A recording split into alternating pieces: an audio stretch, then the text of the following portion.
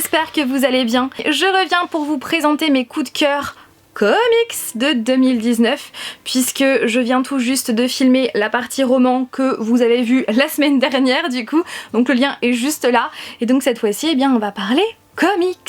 Je ne vais pas vous présenter ces comics par ordre de préférence parce que tout simplement je n'en ai pas et puis à chaque fois je vais mettre les résumés juste là puisque sinon je sens que la vidéo va durer hyper longtemps. Et puis vous allez avoir en barre d'informations toutes les chroniques, toutes les vidéos dans lesquelles j'ai chroniqué les comics que je vais vous présenter. Donc sur ce, eh bien commençons.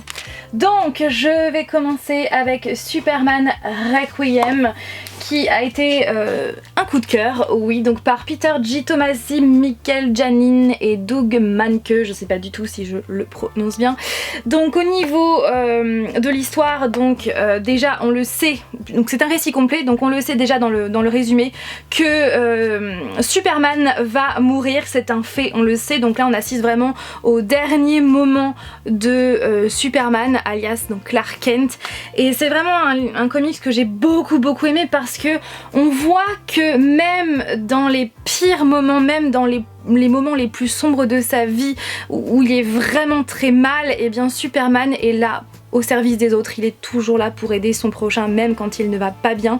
C'est aussi un comics qui est très touchant parce qu'on assiste à ses adieux avec certains de ses proches et c'est hyper touchant, hyper bouleversant. J'ai trouvé l'histoire vraiment hyper intéressante et au niveau des dessins, eh bien il y a plusieurs voilà, il y a plusieurs dessinateurs différents. C'était d'ailleurs le petit bémol que j'avais cité lors de ma chronique, c'est que comme il y a plusieurs dessinateurs différents, il y a quelques petites incohérences au niveau dessin, mais rien de bien méchant. Et voilà, Justice League Dark Rebirth. Le tome 1, le crépuscule de la magie par James Tynion. Bref, je vous mettrai les noms des auteurs quelque part parce que je sais pas comment les prononcer. Donc dans cette histoire elle est majoritairement centrée donc sur Wonder Woman qui est à la tête en fait d'une équipe qui est donc la Ligue des Ténèbres. Ce comics, je l'ai vraiment trouvé original et j'avais vraiment adoré l'intrigue, les personnages, l'ambiance dark. Enfin, l'ambiance elle est plus côté magie, elle est plus magique que dark, mais j'ai trouvé ça hyper intéressant, j'ai adoré les péripéties, j'ai adoré aussi le fait que dans ce comics on voit les faiblesses de Wonder Woman, on voit ses doutes, on voit son passé, on comprend plein de choses, voilà c'est vraiment un comics qui est hyper bien abouti je trouve et j'ai adoré les personnages qui gravitent autour de Wonder Woman qui font partie de cette ligue des ténèbres. Je trouve que les personnages sont vraiment en osmose et je trouve qu'ensemble ça fonctionne parfaitement bien. Donc vraiment, je vous le conseille vraiment, ça a été un gros coup de cœur. Et je trouve vraiment les dessins mais très bien faits. Vraiment. Selina Kyle, Catwoman, le premier tome pâle copie par Joel Jones et Fernando Blanco. Alors déjà, comme je vous l'avais dit, la couverture est juste trop belle. J'aime beaucoup les dessins qui sont différents, mais je les trouve vraiment très bien faits. Je vais essayer de trouver des planches qui ne spoilent pas. J'aime beaucoup les dessins, donc c'est des dessins qui sont quand même très différents de la couverture, mais j'aime vraiment beaucoup. Et ce que j'ai vraiment adoré, c'est vraiment découvrir Catwoman. C'est pas un personnage que je connais énormément dans les comics, et là j'ai adoré le fait d'en savoir plus sur ce personnage et de la suivre, et de suivre ses péripéties, ses rencontres, etc. J'ai passé un excellent moment et j'ai hâte vraiment de lire la suite. Et puis c'est rythmé, il y a de l'action dès le début, et ouais, clairement c'est une pépite ce comics. Je retourne du côté des Rebirth avec Harley Quinn Rebirth. Le premier tome, Bienvenue chez les Quepons, par Amanda Conner, Jimmy Palmiotti, Sean Timms et Chad Hardin. Alors clairement, ce comic est dans la même lignée que les Harley Quinn d'ici Renaissance. J'aime toujours autant, vous le savez, c'est mon personnage féminin préféré chez DC Comics. Et clairement, ce comic est dans la même lignée que les précédents, j'aime toujours autant Harley Quinn. Et je suis contente, voilà, elle m'avait manqué, donc j'étais vraiment contente de la retrouver et j'ai hâte de lire la suite. Et puis de retrouver aussi les personnages qui gravitent autour de Harley Quinn. Je suis mais totalement fan, vraiment. Il y a 3 histoires à l'intérieur de ce comics et mes 2 préférées étaient la 1 et la 3 et j'ai passé un trop bon moment et vivement la suite, j'ai envie de dire. Maintenant, je vais passer chez Marvel et c'est le seul coup de cœur que j'ai eu chez Marvel. Après, j'en ai pas lu beaucoup cette année puisque vous le savez, hein, j'avais eu une grande panne de lecture au niveau comics. Mais sinon, il s'agit donc de Thanos, le gant de l'infini par Jim Starlin, George Perez et Ron Lim. Clairement, ça a été un coup de cœur, ce comics. Je trouve que c'est vraiment un petit bijou. C'est le comics qui a inspiré les 2 derniers Avengers et dans ce comics on voit vraiment que Thanos est prêt à tout pour regrouper ses 6 pierres de l'infini pour son gant. On voit qu'il est prêt à tout pour user de son pouvoir et pour, pour impressionner la Dame de la Mort qu'il convoite et c'est vraiment... Voilà, j'ai beaucoup aimé voir Thanos dans ce comics parce que j'ai pas lu d'autres comics sur Thanos, ou si, enfin bref, très peu en tout cas. Et je trouve que cette histoire est très rythmée, bourrée de scènes d'action. Ça part pas dans tous les sens finalement. Et puis j'ai adoré le fait qu'on retrouve plein de personnages très connus comme Captain America, Iron Man, on retrouve Hulk aussi, on retrouve le surfeur d'argent.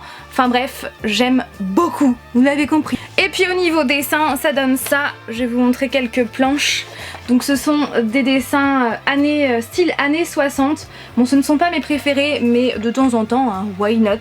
Mais je trouve que ça fonctionne particulièrement bien ces dessins pour cette histoire. Les éditions Glénat, que je remercie encore, m'avaient envoyé ce livre-là. Donc c'est le comics Le Patient par Timothée Le Boucher, qui est un comics, un thriller psychologique. Et donc Timothée Le Boucher a fait le scénario, mais aussi les dessins que je trouve mais vraiment très bien fait. Vraiment, j'aime vraiment beaucoup. Cette histoire, elle est originale, elle est captivante, elle est efficace, elle est brillante et voilà. Voilà ce que je peux vous dire sur ce comics que je vous conseille, mais vraiment à 1 milliard de % si vous aimez les thrillers psychologiques et que vous avez envie de lire des comics, c'est bien. Je vous le conseille. Après, pas pour les plus jeunes. Courtney Crumrin par Ted Neffé chez les éditions Achilleos, que je remercie puisqu'il me l'avait envoyé il y a pas mal de temps maintenant. Donc c'est Les Choses de la Nuit et l'Assemblée des Sorciers, c'est le tome numéro 1 et clairement ça a été une très grande surprise ce comics puisque je pensais vraiment que c'était un comics jeunesse vu la couverture, mais en fait pas du tout. Parle d'un univers qui est très bien ficelé. Ça parle de créatures de la nuit, ça parle de sorciers et on voit donc Courtney évoluer dans cet univers là et je trouve que c'est hyper intéressant. Les dessins sont très bien faits. J'adore la petite tête, enfin la grande tête de Courtney avec ses grands yeux. Je suis vraiment fan et j'aime beaucoup la couleur et les dessins. Et on ne parle pas que de créatures de la nuit. Cette histoire, enfin ces histoires, parce qu'il y en a quand même plusieurs, il y en a pas mal d'histoires à l'intérieur.